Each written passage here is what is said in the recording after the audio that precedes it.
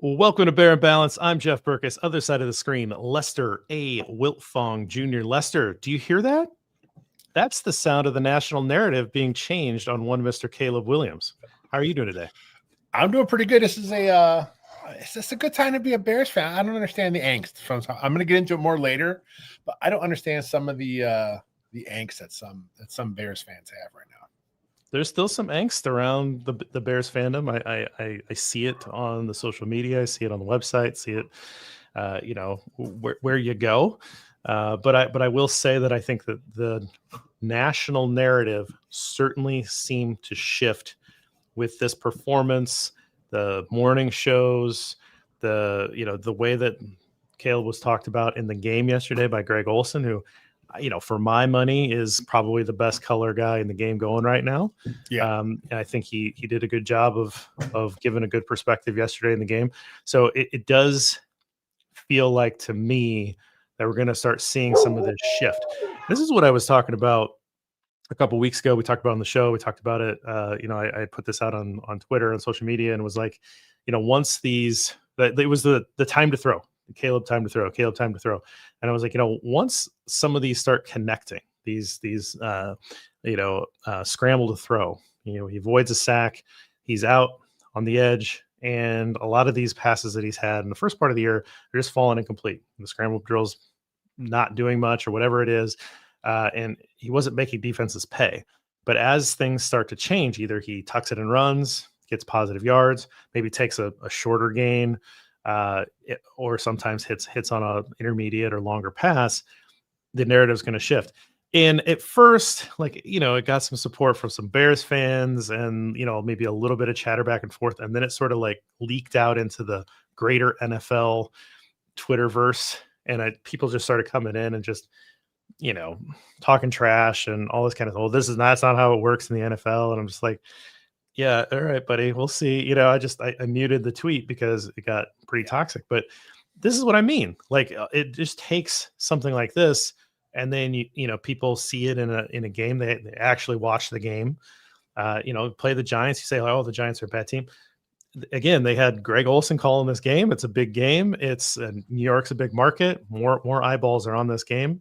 And you start to see oh, this is what's happening. The last time I saw Caleb was last year under that last regime, and I saw him take a bunch of sacks, and now it's a little different. So sometimes it takes time. These guys don't watch all the games that are doing these national shows. So I think Bears fans usually take offense to the national media and how how they describe their team. And I get that. But I think you'll start to see the narrative change.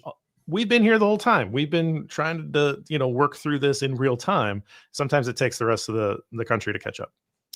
Yeah, I'm glad you brought up the time to throw. I wrote about time to throw last week on my sack watch because there was 2 to break down last week. This week there'll be none to break down. But I kind of broke down the whole time to throw thing. It's like some in the media just now caught on to this whole thing. I actually linked up to our guy, SKO, Star Kyle Orton on Twitter. He is like the preeminent guru when it comes to time to throw. He's been studying this for a long time. He writes about it a lot, and his takes make sense. I mean, it doesn't matter this year because of how he's doing it when he's scrambling. Last year he led the league in evaded sacks, right? He was responsible. Yeah, he took a ton, right? But he also there were like 50 more that he avoided. Same thing this year. This year he is avoiding the most sacks in the league, and if his time to throw is high because he's evading a sack and he's looking to make a play, so be it. Is there still some room to grow in his game and in the offense? Yes. But in the meantime, the Bears are 6-3. So why is people complaining about things here? They're 6-3. They've got the highest explosive play rate coming into this week. I don't know where it'll be, coming out of this week. There's a lot to like, and there's a lot to. You can't draw a straight line. These things aren't linear, but there's a lot to be like, oh, there's a lot more left, right? Yes. There's a lot more meat on the bone here. I think we're gonna talk a ton about Caleb. Yeah. So I don't want to just get all into Caleb here. So let's get into the categories. Let's get into Trench Tribute because we always start up front. And I going back and watching this game, So offensive line's starting to come together, Lester. I've got some offensive line names written down, but I'm going to let you start. I went the other way. Okay. Okay. Again, O-line, man, I could have named a few guys on an O-line. I'm going to go with the guy who got his first ever start in the National Football League. It's Austin Booker. Okay, he didn't get any sacks this week, right? But he was active. You watch the film and he pops, right? He's all over the place. He's a hustler, right? He played a ton of reps this week. I think he was second on the D-line in snaps, 4 tackles, 3 quarterback hits, and Pro Football Focus had him charted down for 5 quarterback pressures. So look, he didn't get home, but he made impact in the game. He was in there. He was making his presence felt. And with Deo down, he's stepping up. He's going to be your starter now. And, this is probably how it should have been, right? I mean, I understand not wanting to go into the season with him as your starter, but in the brief time we've seen him play, he's been more impactful than Deo Odengbango. And I can't even say that name right either. Did I get it? Am I close? No. Odengbo. It's Odengbo. Nice. I knew I'd get it. Yeah, you added another syllable. So look, I mean, and then we heard, of course, Ryan Poles said, the plan was to play Deo more inside. I think, okay, that maybe just be like a hindsight. Let's cover our butts here. He was your starting edge. That's where he was. He was not an impact. Booker here in a couple of weeks now. He's your starter going forward. I like what I see out of Booker. I think he's a young emerging talent in the National Football League. Well, he came out super young. I love the pick. He came out super young. Yeah. He came out for personal reasons to get into the league. He really needed that extra that year of strength and conditioning. If he would have stayed in the league, stayed in college before he came into the league, a lot of people think that he would have went a lot higher. He would have been a much higher draft pick. So you're basically redshirting him in some ways or letting him come along. And then he got hurt, right? Like, I mean, he was certainly flashing in the preseason, but he got hurt. Now's his time to shine. He has the opportunity of playing time as he comes back healthy. Well, one of those tackles was a tackle for loss, I believe. Yeah. Good hit. Right there on the border. Right there on the border. I went back and checked, and they didn't give him the TFL. I actually checked the stat sheet because when I was watching the game last night again, I'm like, why is he not getting a TFL? And I went back and checked, and they gave it a no gain. They get it no gain. Okay. Like, all right. Well, it probably lost a half a yard, but it wasn't enough to. Okay, fair enough. That's a TFL in my book, but that's okay. Yes. It went backwards, but yeah, absolutely. I think that's a great pick. If I was going to go defensive line, that's where I would have went. I just was really impressed with the offensive line overall. I think that they're starting to really gel and figure things out. There's a couple, it seems like every week we get a Darnell Wright highlight. Offensive line highlights are great. They are particularly great because I think when it comes to end of the season honors, when these guys are voting for Pro Bowls and all this kind of stuff, like the National Writers, all pro teams, stuff like that. If you have enough of these, highlights, then people are like, oh yeah, that guy.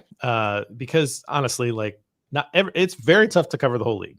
Yeah. And if you're trying to do it honestly, I think it would be a full-time job plus just to try to evaluate and have a all pro vote. That's like part of the flaw of a lot of these things. But I think that the more of that's out there, the better for him in terms of postseason honors and things like that. So I'm happy about that. But I was going to go with Drew Dahlman, Bears center. And because I thought he had the toughest matchup of the week. You could talk about the guards too, helping him out, but he had to go against Dexter Lawrence, who I have all the respect for in the world. And I thought he held up really well. I thought he looked really good against them. So Dexter Lawrence to me this was before Dexter Lawrence started earning like Pro Bowls and stuff. I was on the Big Blue guy podcast, and the host asked me like, hey, you can't have Saquon Barkley, but if you were going to steal one player from the Giants, who would it be? And I was like, oh, Dexter Lawrence. And he was like, wait, what? Why? And I was like, I don't know. I see him. He dominates every time I watch a Giants game. We love the trenches over here. Yeah. I do love the trenches, but he was very confused as to why I would do that. But and this is before he was starting to earn those postseason honors. But I just think he's a really good player, and you really didn't hear much out of him, right? Yeah. And that's a lot of that's because Dahlman had a good game, and that interior I think overall had a good game. A lot of people were pretty quick to discount the signing of Drew Dahlman when things weren't looking perfect right away. A lot of people were looking to try to hammer Ryan Poles on that signing, or people trying to hammer Ryan Poles on the trade for Jonah Jackson. You gave up for this and you extended. It takes time. It takes time for an offensive line to come together. We've been saying it from the beginning, and to me, it sure seems like things are looking pretty good.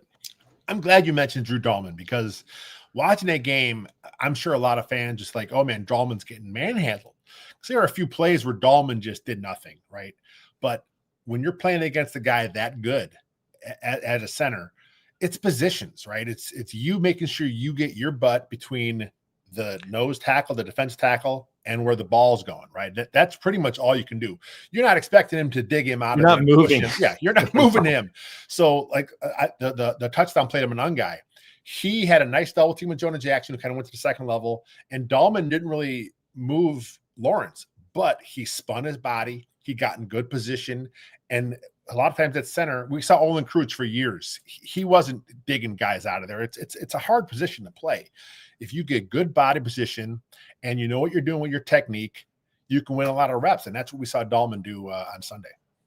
I mean, I don't know what you call it. You just call it a seal block, right? I mean, you're just trying to get. That's all you're doing. Yeah, you're trying to get your back, between the defender and where your guy's going. Yeah. Like you don't have to do any hero stuff. You don't have to pancake your, the 350-pound defensive tackle. You're just trying to, put your body in between you and your back and the defender, right? Mm-hmm. Like that's the idea. So yeah, look, man, like it's football. It takes time. These things, there are lessons to learn. And if you apply them every year, like, as they unfold, you won't be shocked. Yeah. I feel like there's a lot of that stuff that's happened this year for the Bears, where it's like, yeah, the rookies sometimes take time to contribute, right? Like that, some of that we're seeing. So I think that the plan is unfolding well. The Bears have been able to win games and not lose games, which helps the narrative quite a bit, like these close games that they have. But overall, I think a lot of the offensive success, as always, is going to be driven by that offensive line. And at least 4 of those 5 positions look really solid right now. We can talk about Eggs Benedict another day, but right now, a lot of these positions are playing well individually and now together as a team. So let's move on to the social media portion. And I'm going to have you start us off with an old friend. An old friend. So we talked about a little bit on the top house. There's a lot of angst, right? A lot of fans are upset. They're not winning with enough style points, right? This is the thing I keep hearing people say, oh, it was just the Giants. Who cares? Jackson Dart got hurt, so who cares about this win? So Robert responded to one of these people. He quote tweeted it, our guy Robert K. Schmitz on the Twitter. Takes like this are so out of touch. The Bills lost to the Dolphins today, and some Chicago fans want their team to apologize for a win. I thought Caleb played well all day, but that's besides the point. Winning in the NFL is hard in all circumstances. When you win, celebrate. The Bears are 6-3. They beat a team they were supposed to win, okay? They didn't win it by enough for some fans. They won by 4. What was the line? 4.5? 4.5. I mean, it's the line right, is 4.5. It's right They're there. dead on. Yeah. So look, that's 2 games in a row they won against bad teams, right? You can't be considered good yourself until you're beating the bad teams, right? Would you rather they lose this game? Whether not enough was, not enough style points? Was it not a sexy enough win for some fans? Like, I don't give a damn. The Bears have not won in a long time. 1 winning season since they fired Lovie Smith. That's all they have. 1 winning season, right? 7 playoff appearances since they fired Mike Ditka. Just 7 times in the playoffs since they fired Mike Ditka. It's been a long time since Bears fans have seen a winner, have seen any winning football, have seen any good football. This is probably the best offense we've seen some generations of Bears fans have ever seen, right? And like you said last week, why is the bar so high with this comes to this team? They're in the right direction. They're moving in the right place. Look, if you want to fan and be miserable, if you want to be guarded, I can't let myself fall into the trap of hope anymore. If that's really how you want to fan, so be it, right? I say it all the time. If they suck, I'll be pissed off when they suck. Right now, they're 6-3. I'm enjoying this run. It's fun. Yeah, I don't know that I could understand that I can truly get down to the core of the psychology of that mentality of like I need this to be blowout wins or I'm not impressed. Again, these are all professionals. These guys, every Monday morning they come in and they say, okay, here's what I see. And these guys are lifelong football guys. And they're like, here's how we're going to attack this team. And, Ben came into this game thinking, here's how I'm going to attack the Giants. And at first worked okay. And then it kind of he had not his best game, right? Yeah. There was some stuff that he was a little off in how he called this game. So these are, the top of their profession. They're working with professional athletes. These guys are getting paid a lot of money and they want to get paid more money, and their pride's on the line every week, and they're trying. And so, yeah, the Bills lost the Dolphins. I mean, I don't know what point underdogs they were. The Packers lost to the Panthers the other week. That was like a huge spread, right? I mean, there's a lot of this goes on any given Sunday. I mean, that's not just a phrase. That's a real thing in the NFL. And so you had a weather game. You had, some turnover on downs. You had a lot of drops. We're going to get to that at some point. And all of a sudden you've got to scramble to win this game. In years past, Bears wouldn't have done that. They would have just kind of rolled over and, lost by a couple scores and got booed as they went off the field. This team never thought that they were out of it. They just kept coming back, right? So again, I don't know where it comes from.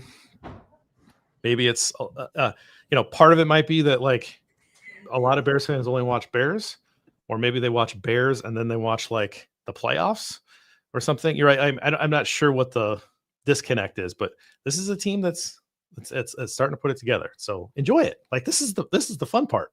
Like we've been waiting for this part of this to actually happen, right? Like this is the fun part. Sit back and enjoy it, man. We're having fun. Again, I'm all Caleb. I'm not at this. If you came away from this game and just didn't want to talk about Caleb Williams for an hour, then you're never going to want to talk about Caleb, because it was amazing. So this is Matt Waldman. He's at Matt Waldman.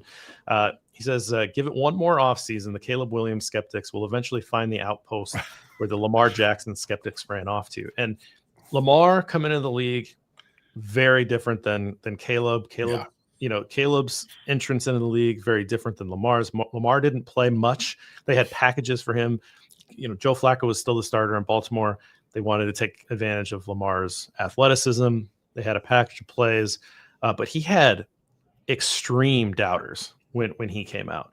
And then when he took over, he had, those amazing splash plays, and then he'd, have some struggle moments. And, again, in his second year, and then he's the best player in the league, right? Like, because he just kept proving it. But he came in with, a Super Bowl contending team. So and a great organization in Baltimore. So things were a little different, but he had that national skepticism. He had a lot of skepticism from other fan bases coming in that doubted him. And that's maybe why his draft position dropped a little bit. I don't know that I've seen like a number one overall pick face the like skepticism, regardless of what some of the Vikings fan base thinks about the skepticism of JJ McCarthy right now.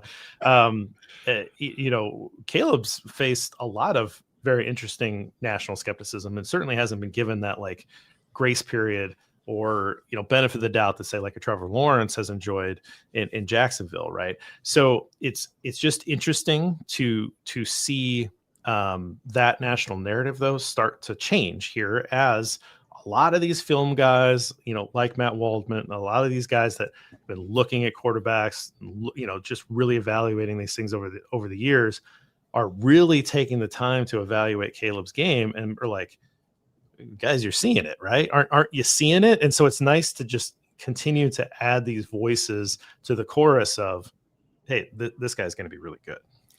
You look back at some of the narratives before he was even drafted, right? I mean, there was a lot of drama about his family, right? A lot of that going on there, and a lot of people question his work ethic, and he really put a lot of that to rest, right? I mean, he just kind of went out there. I mean, have we even heard about his father? I mean, his father doesn't really. Who cares? I mean, heard a lot more from Rome's father. Rome's father, yeah.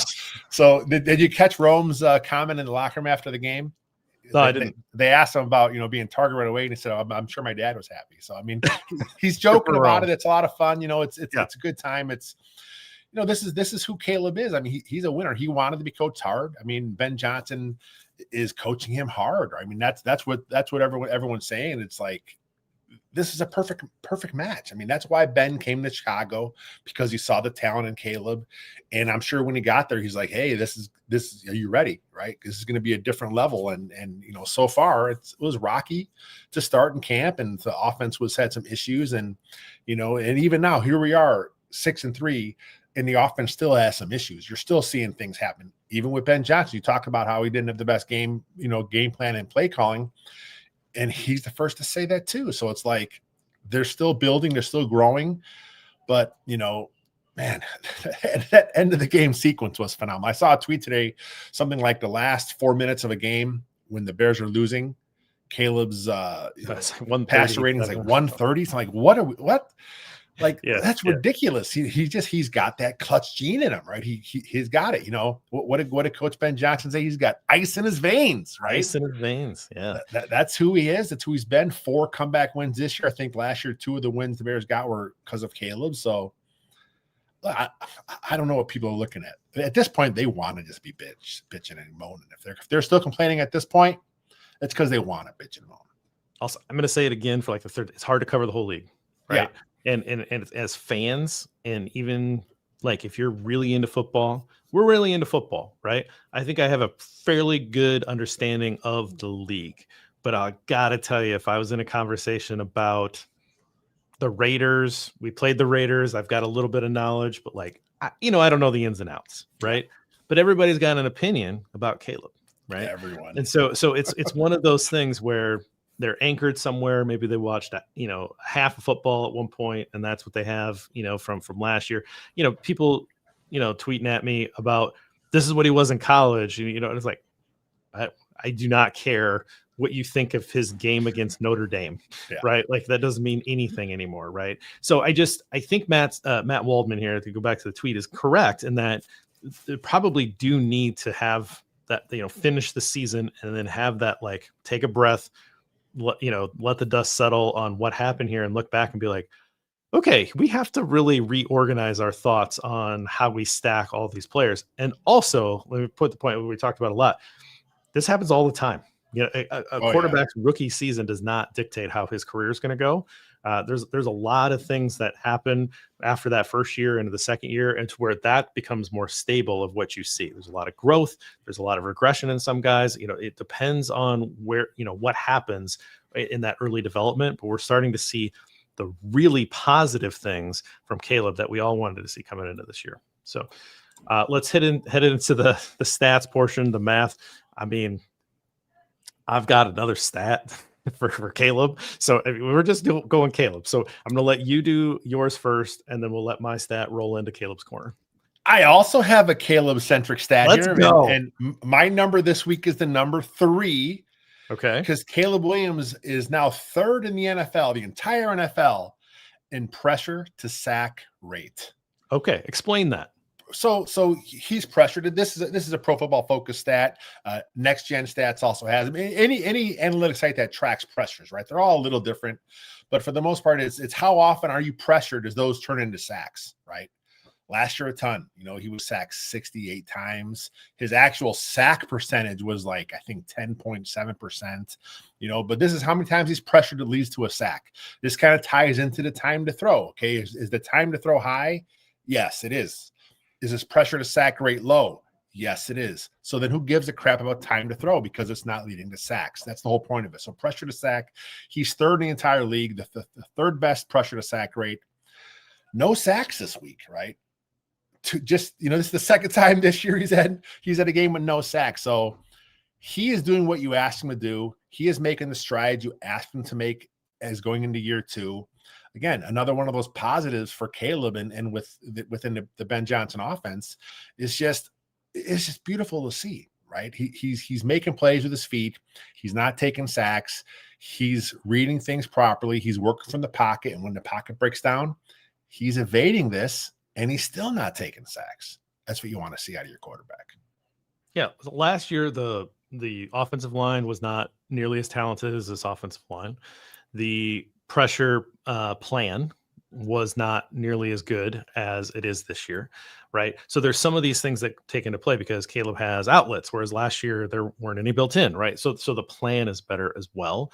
But it still is a lot about Caleb understanding that when he can get out of I mean, if part of it's just this amazing natural ability. I mean, Houdini, his coach called some of him. the yes, Houdini-like, some of the Houdini stuff is awesome, and it's going to get a reputation. It's going to be, I mean, it's going to be really fun to have those highlights, right? Like, I mean, I don't think it's the worst idea to run a sack watch this week with the evaded sacks and just like, just have some gifts of evaded sacks and be like, oh, just kidding. I have two. I have two that I highlighted. That I'm gonna go back and find two where you actually broke down. Did you catch the Bears social media team today? Put out that that old timey video. Oh, come on, man, that's beautiful. That's beautiful. It's great stuff. It's great stuff, right?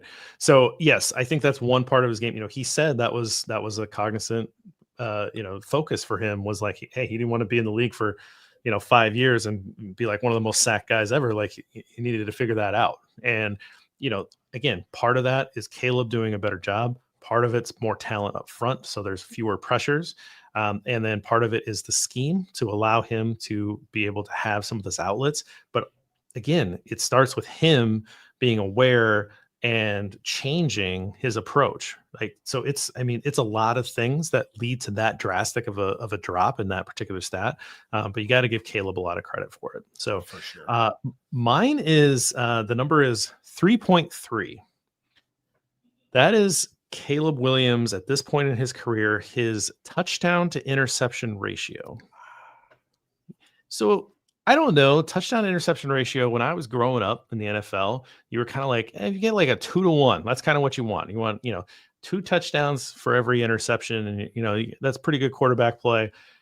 The modern game has really kind of moved that number up. So if you look at the all-time leaders in this stat, it's much more modern play because the interceptions are cut down. The touchdowns are maybe a little inflated, but it's, so it's kind of where the game is going, right? It's more efficiency. It's cut down on interceptions. Where I'm pulling the all-time stats from, they have a minimum attempt number of 1,500 attempts, which Caleb is not at. He's at 855. So he's, a little over halfway to being able to qualify for this. Where do you think 3.3 would rank if Caleb qualified with enough pass attempts? All-time ranking. Where do you think he would rank? Oh man, you put me on a spot. I'm guessing since you're bringing it up in our caught up in a numbers game spot, it's got to be top 10 is my guess. Yeah. It would rank 4th in the history of the league. I was thinking just barely top 10. Want to take a guess at who would be above him? Aaron Rodgers. I gave you a little bit of a hint that they're more modern players. Yeah. Aaron Rodgers up there? Aaron Rodgers, number 1. Number 1. He is really the guy that has changed this discourse in because he really takes care of the ball. He does not throw a lot of picks. That's Caleb's guy too. Caleb really patterned his game a lot after Aaron Rodgers, so it makes sense. Aaron Rodgers, number 1. I'm sorry, Is Brady up there? So Brady's up there, but he would be below. Okay. Caleb. Okay. Brady's great, but he had that early career where he was a little more of a game manager, and not like the prolific passer that he became. Is Drew Brees on that list? Brees is much lower. He has a lot of picks. Man, this is a tough one. I'm not sure who's up there besides Aaron. 2 current players that both have MVPs in their pocket. Lamar's number 2 at 3.6. So Rodgers is number 1 at 4.24. Lamar is number 2 at 3.62. Again, Caleb's 3.3. They missed the initial number. And number 3. It can't be Josh Allen, is it? It's Patrick Mahomes. Okay. Yeah. He is 3.32. So almost exactly similar to Caleb. Okay. So I thought, well, that's cool. Again, things could change. Caleb could have a bad day, throw a couple picks. This number goes down because that ratio is going to be tough, right? You got to throw a lot of touchdowns to interceptions to keep that up there, right? So then I was like, okay, well, let's go through. And again, there's a reason why 1,500 pass attempts is the minimum, right? That's about 3 years of starting in the league. Makes sense that he would keep it to be that long. What do the other young quarterbacks look like, right? Like his contemporaries. What are these other young quarterbacks? So here's his draft class: Jaden Daniels, 3, really good. Bo Nix, 2.35. Drake May, who's killing it. Awesome. Everybody's like Drake May's number 1 in the class is what everybody's saying. And Drake May is doing really well. Takes a lot of sacks. Drake May is 2.27. Again, Okay. Drake May's burning up the league right now. His rookie year, not as good. Michael Penix, not as many starts. 2.0, 2 even. JJ McCarthy. I mean, Vikings fans probably don't love me to say this because he definitely doesn't have enough starts to qualify for this. Yeah. Very early for him to be able to talk about this. But JJ McCarthy's touchdown interception ratio is 0.83. There's more picks than touchdowns at this point. He just threw his 9th pick in his career, right? Didn't he just recently? Was it 9? Oh, maybe I have old numbers. I thought it was like 5 to 6. I'm not sure. I had, but so there was someone making a joke 9? on Twitter. There was someone making a joke yeah. on Twitter about he threw his 9th pick. So maybe that was just someone being a clown. It might be. I think I've got 5 Okay. interceptions and I've got 6. That's 5 touchdowns, 6 interceptions. So I think that was. Yeah, I think that was just clowning. And then I went back to the year before class. CJ Stroud 2.45, and obviously CJ Stroud had a great rookie year. Kind of struggling a little bit since. Bryce Young 1.42. We know Bryce Young hasn't been too good. And then I was like, well, what about Jordan Love? 2.61. Not good. That's a good number, right? Definitely not bringing that up to diss Jordan Love. But again, if he can keep this up, if Caleb can keep this up, 3.3. I mean, that's rarefied air in this modern era anyway, right? That's right at what Pat Mahomes' number is. So those are good. Those are good numbers. I don't know why I wanted to look at it. I was just like, I don't, historically, where would this fit in? Oh, that's a little higher than I thought it might be. Yeah. Well, every now and then you kind of go down a rabbit hole, right? You have a thought in your head. This is interesting. Let me check it out. And then as you dig into it, you're like, yes, it's matching up with what I thought. Even better. So that's a cool stat to pull there. Yeah, I never would have guessed I know he was pretty safe with the ball. I never would have guessed it would have been that, potentially historic. It's pretty cool. Yes. Let's roll into his week. Caleb's corner, 20 of 36, which completion percentage sucks, but we'll get into that. Yeah. 220 yards, 1 touchdown, no interceptions, took no sacks, had 8 carries for 63 yards and a touchdown, including the awesome, which included the awesome game winner. Got the game ball from Coach Johnson at the end of the game, which was awesome to see. He has recorded his 4th game-winning drive of the year, which is great, and I believe ties him for the franchise league lead, but also the franchise mark, maybe. And then I had written down that a couple different sites had credited the Bears receivers with 6 drops, and then everybody on the I counted this many, I counted that many. A drop is it's one of those where it's a really well placed ball. There's no defender there. It's not like he should have caught that. It's like there's no excuse for not catching. Yeah. There's just the ball placement's fine, everything. So it's a little hard. It's a little higher of a bar, because you can look back and be like, the Bears only have 15 drops on the year. I would have thought that it would have been 40. You can always say that, but I went through my rewatch and I was like, I'm going to count the times where it's like, guy probably should have caught that, right? Even if it's a tough catch, guy probably should have caught that. I came up with 9. Okay. And so I had only a couple more, but I know the DJ route in the end zone, I know that's not considered a drop, because that would have been a really great tough catch.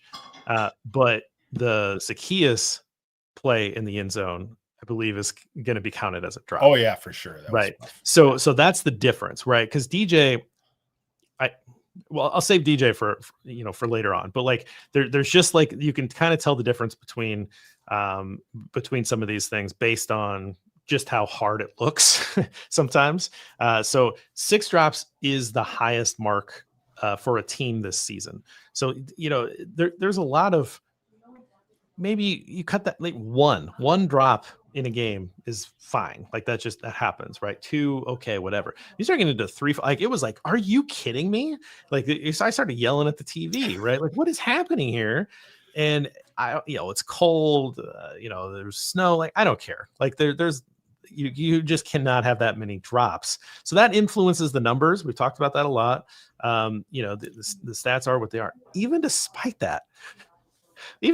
the lower completions percentage, It was an awesome game from Caleb. Like, I mean, he was putting the ball where he wanted, in the wind, in the weather.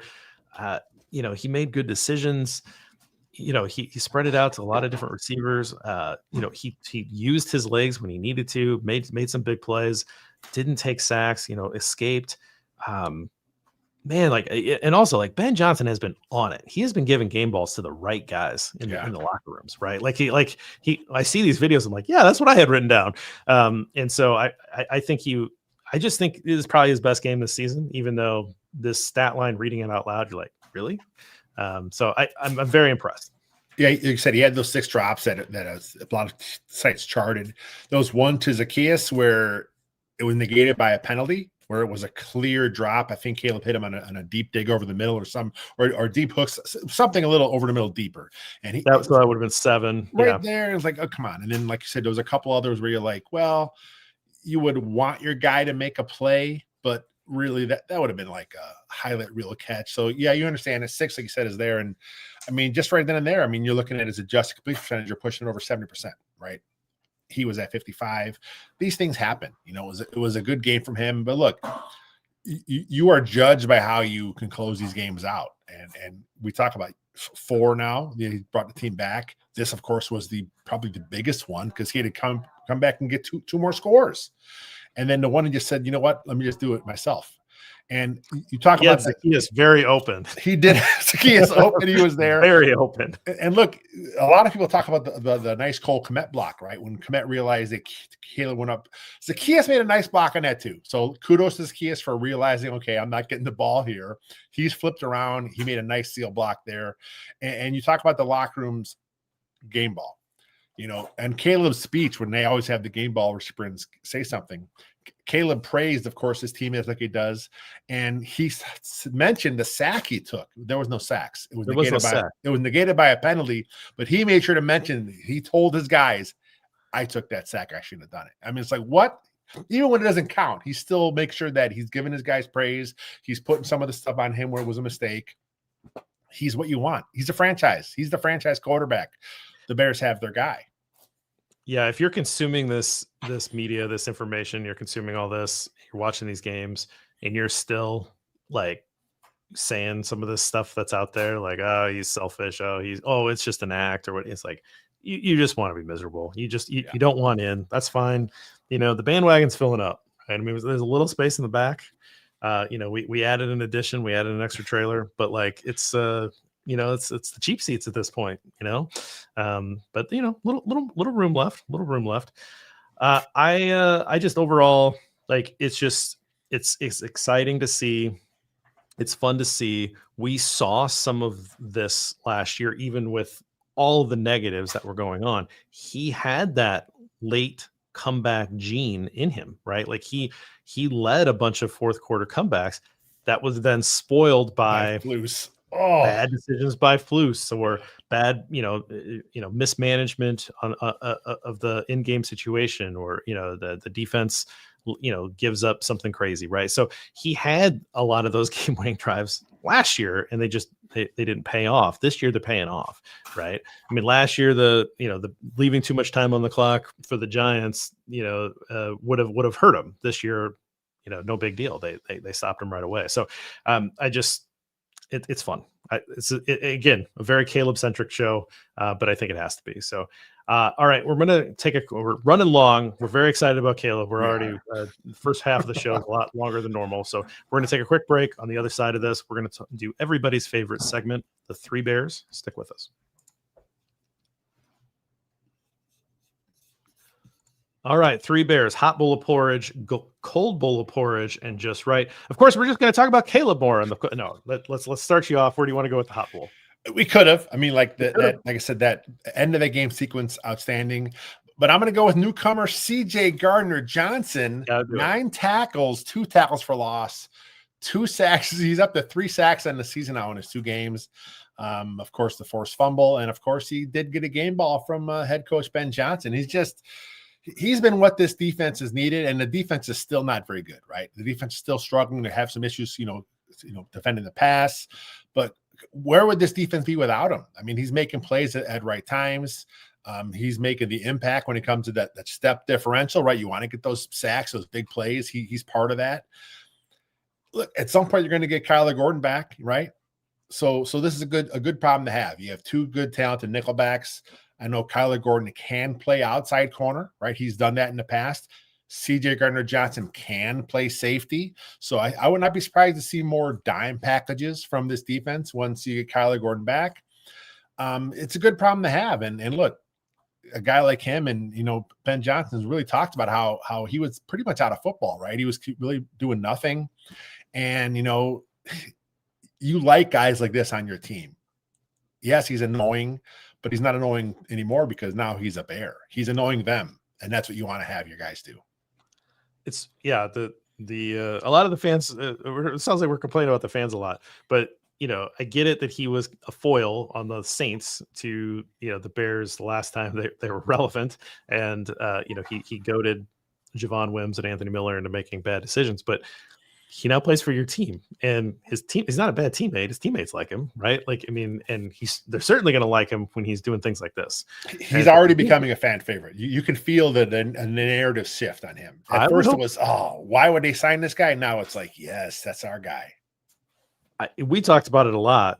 I mean, we talked about it when he was cut. I was like, when's he coming in? And this was with a more healthy roster, but I still thought, this guy has a role here. Right. And so it took a few injuries for the Bears to push for that. But I am not surprised at all that he's here, that he's, making an impact, that he's successful for this team. And I'm glad that he's had that extra impact, because that means that he's going to find himself in more positions on the field. He's the only name I wrote down as well. I mean, again, we could talk more about Caleb, and we could make a joke about Caleb needing a hot bowl of porridge to, with those ice, with all that ice in his face, but let's keep him cold. Let's keep him frosty, right? So I think that's the obvious answer here. I think you could even talk. You already talked about Booker up top. That would maybe be the only other thing we could talk about. Was like, hey, his first start, he looked good. I think this is a guy going forward that we can be excited about, and more reps for him. Hopefully it leads to more productivity. So let's turn it around. Cold Bowl. I think there's some good opportunities to have some thoughtful conversation here. Where did you go with your Cold Bowl? I went a little different direction this week, and I'm going to take the NFL to task a bit here, right? They're concussion spotters. When Jackson Dart was hit by CJ Gardner-Johnson and he was laying there on the turf, the TV copy I'm watching, and my first thought was there's something going on there because he wasn't moving, right? I assumed it's concussion because that's usually what happens when a player lays prone on the ground for that long. It didn't look like a really bad hit, but when he went down to the turf, it looks like his head kind of bounced a little bit. So I immediately thought concussion. He came back in the game, so I'm like, okay, he must be fine. And then he comes out later. Look, maybe he didn't have no symptoms, so that's one of the parts of the check. But you're telling me no one in the NFL, none of these paid spotters they have that are watching this game, they can't see that he's laying prone on the ground for a few seconds before he didn't even move. He just laid there. And if fans see this, that's a big fail on the NFL's part. They really should have caught that in the moment. They should have put him in that blue tent right away. I don't know if that has something to do with Brian Dable. I mean, he was kind of had some problems a couple weeks ago, right? With this, there was an issue where they kind of didn't want his guy to get called for concussion. Maybe that had something to do with it. I'm not sure, but and the NFL got to do a better job. If you're going to have a guy at every game who that's your sole responsibility to look for these issues, they really missed that one there. Well, it came out today that Daboll said that he was the one that sent him over to get evaluated because he didn't seem like he was acting right. And so, he obviously said something or in conversation, or maybe the way he was running plays when he was back out there, or whatever it was, that he was like, this doesn't seem right. Because I think it was the quarter change that Russell Wilson came into the game. And so it was like, it wasn't like it was like in the middle of a possession. Dart still got to play a few reps. I mean, he was out there for a few reps, like you said, and then the quarter. He was out a couple reps, yeah. And then like the change of the quarter, I think, is when then Russell came in. Yeah. So very weird timing and all that. And so if you take that for its word, if you take Dable for its word, like maybe he noticed something. It's like, hey, maybe we need to get this guy checked. I'm glad that happened today. I'm glad it came out because that's right, because he had some rough moments with it where I think he got fined. And now Daboll's fired from the Giants as well.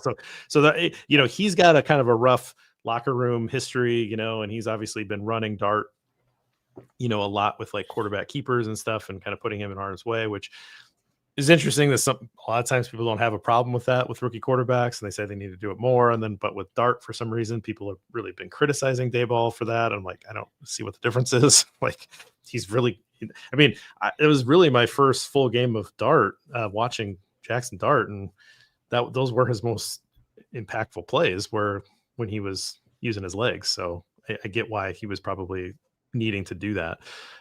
Yeah, that's an interesting point, and it was kind of weird, the timing of it all. So you know, hopefully he's okay. And you know, we're not concussion experts or anything like that, but how I understand it is, you know, if you have a concussion and it gets treated, I mean, obviously it can be very severe, but you know, you want to make sure that you recover from all of that before you see football again, because if you have a concussion while you have a concussion, like that is like a really, really, like, that's exponentially worse. So that's why you need to get those guys out of the game, make sure that they don't have that. Mine, I you know, I kind of wanted to go with Noah Sewell because, you know, he's, you know, making some big mistakes that, you know, could have really cost the Bears there. But I got to go with DJ. No catches on 4 targets, and I have him down for 2 drops. And I don't think that includes the touchdown. I actually don't remember how I marked this down in my notes. I do think he should have been able to catch that. And I think that look, DJ Moore is an incredible athlete and knows how to catch a football really well. And, you know, I'm just the guy talking into a microphone. I did think it was interesting that the way that he was trying to catch that ball, as opposed to trying to catch, like, you know, which way you're bringing the ball in. You're letting the ball come into your body, or you're trying to snag it. Now I've had a very rough 24 hours, as I was explaining to you. But if you're letting the ball come into you and you're on the dead run, I mean, you notice his right leg was not anywhere close to being in bounds. So even if he would have brought that in, it wouldn't have mattered, because he was still at that sprint. So he needs to, like, come under control, but I think he needs to get that ball a little bit earlier in the flight path, and hands catch it, and not body catch it, right? Like, not let his hands kind of stop it. From this perspective, you know, I'm doing a visual for those of you that are listening, but I think he needs to have it in his hands the other way and snag it, and then be more cognizant of where his feet are. I mean, DJ can make that catch. Like, I'm no doubt that he's unbelievably talented. I just think he maybe got caught up, you know, in where his stride was or whatever. But yeah, I mean, just, that's a rough game. And we've been worried about DJ a little bit, in terms of, just seems like there's some plays where maybe he's, you know, freelancing a little bit, or, you know, he's maybe not on the same page as Caleb. And that's been that way since last year, not always on the same page. And you see some of these other guys that are on the same page that are getting a lot more opportunities. You know, even Zaccheaus, you know, some people have been pretty critical about how many targets he's getting, because he has had so much, you know, so many drops. But Zaccheaus is probably the guy that's working the hard, you know, he's working really hard. He's bought in, he's blocking every play that he's in. Like, he's 100% on a lot of the details. He's just not super talented at that talent level that DJ is, right? And so he's unfortunately had some drops, whereas DJ, I can't figure it out sometimes, right? Because he's got all the talent in the world, but yet, you know, this is rough, man. 0 catches on 4 targets. Neither of those numbers is high enough for a talent like DJ Moore. Very inconsistent few games from him. There was an injury at some point where they weren't sure what was wrong with him. Ben Johnson even talked about it after the game. They weren't sure what it was there. So maybe he's playing through something. You mentioned that one play on the sideline. You know, he could have got caught between whether to go, you know, thumbs or pinkies, you know, depending on how you're going to catch it, you know, and plus DJ Moore always does more of a body catcher kind of guy. He's not always like, he's more a body catcher. He's not like a DeAndre Hopkins where he's just snatching the ball out of the air. He's more of a body guy usually anyway. So it happens, but yeah, like you said, it wasn't the best of game for him. And, you know, make a play, not just DJ Moore. Some of these receivers, make a play for your quarterback. We've been saying it all season long. Too many drops, and yeah, he had a couple bad ones.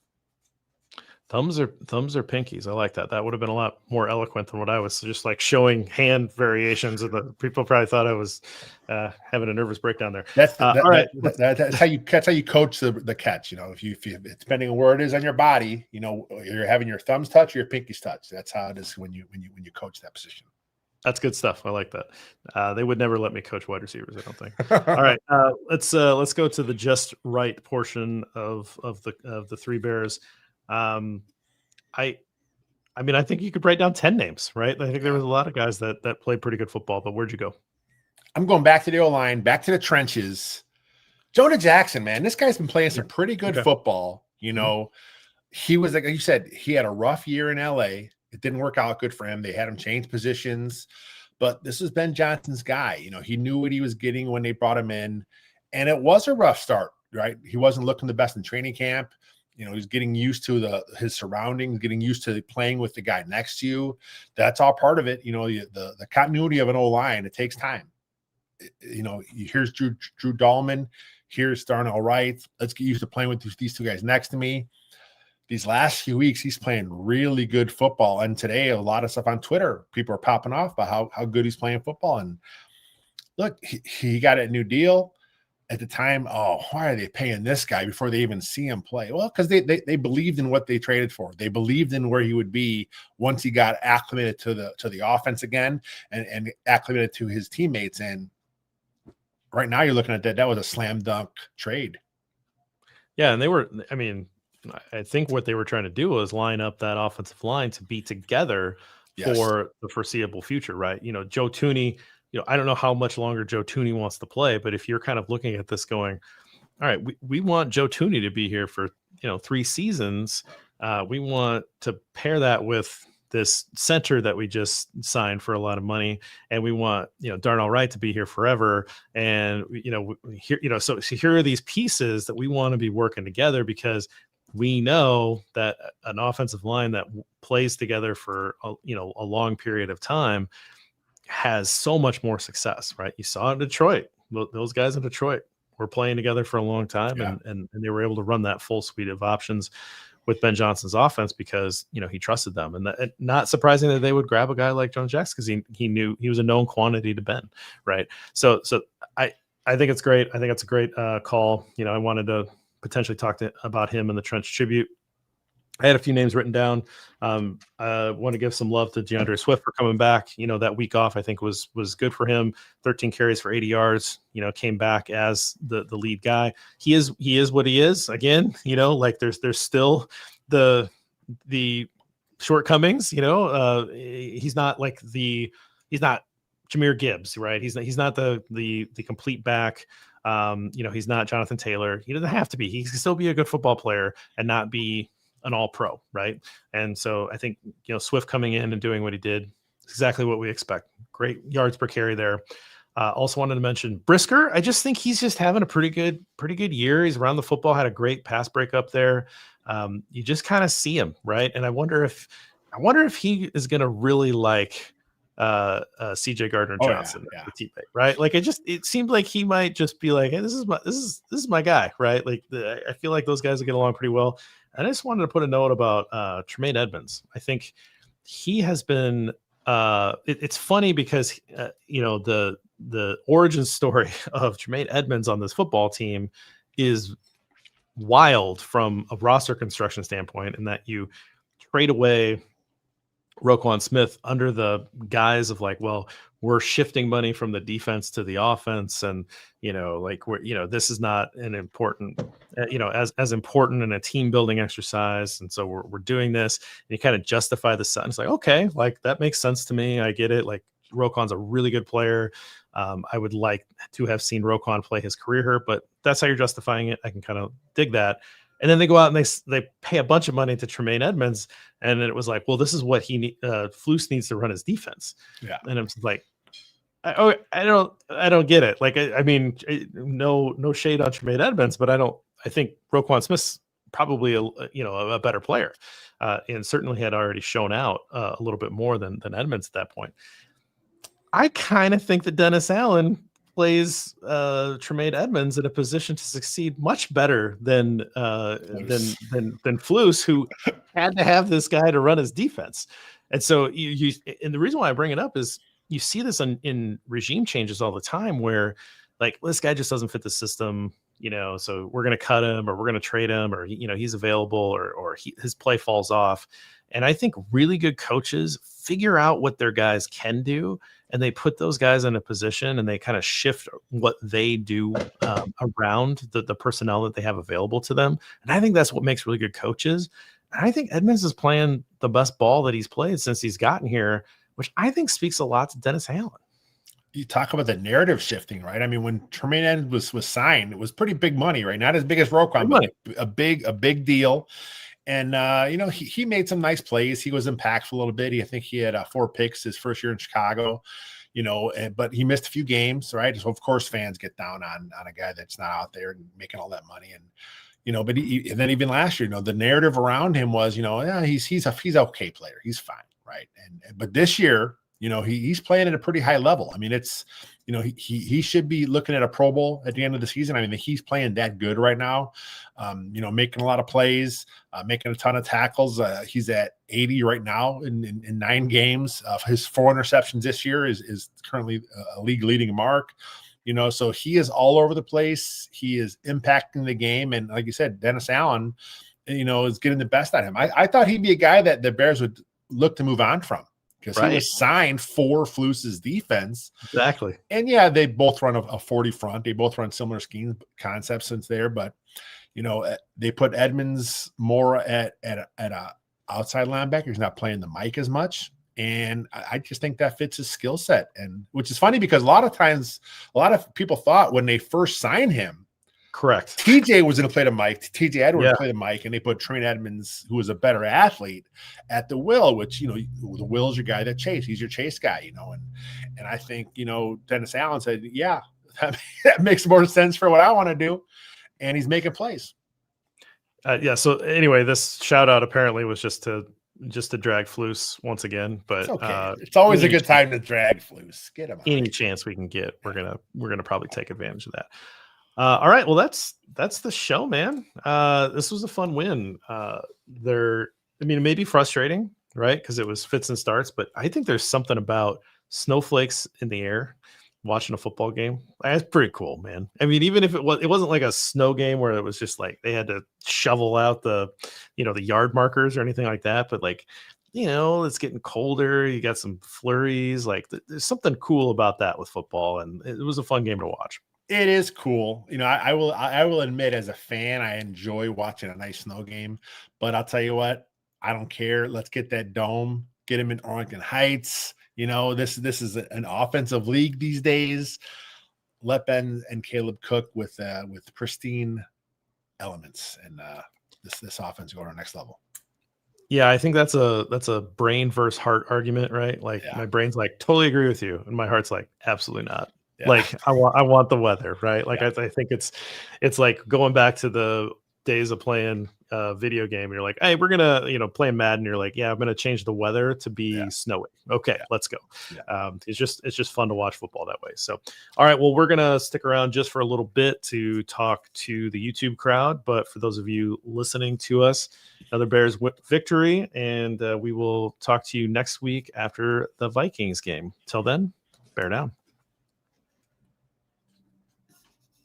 The Vikings. Nice chance for revenge, Look at this. Right off the bat, I'm going to need a new job with how often I'm missing out on Sack Watch. I enjoy it, man. This last year sucked. I mean, I'm like I've talked about before, that column, there's dozens of people that read that column. It's not a very popular dozens. I'm telling you, it does not a lot of page views for that.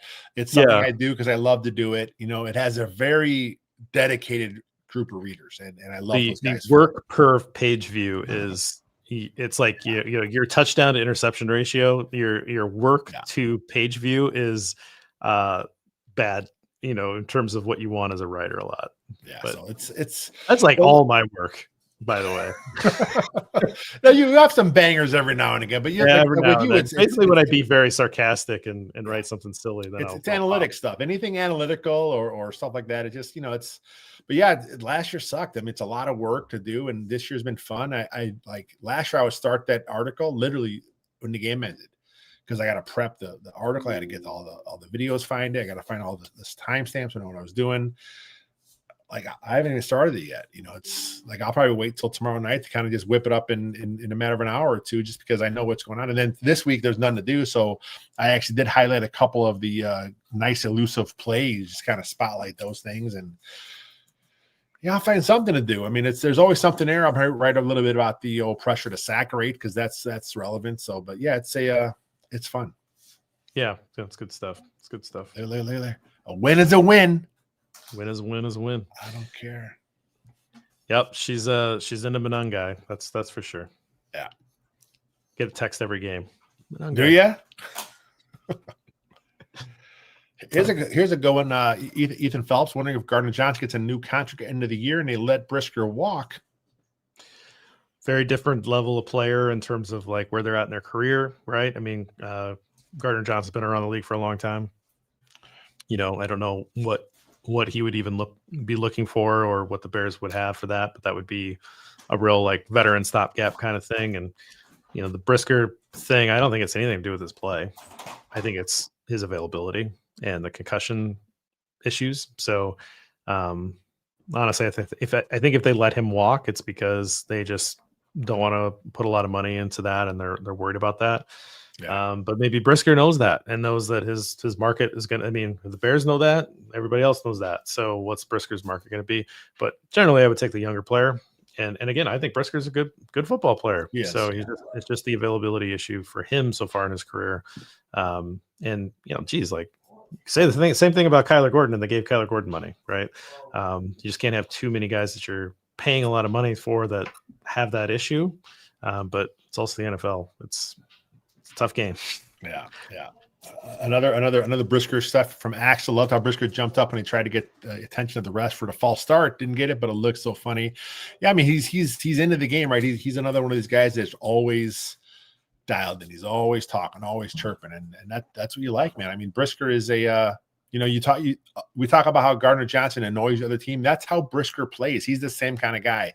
The Bears have been so bad though, so it's tough to be this chirpy guy when you're losing.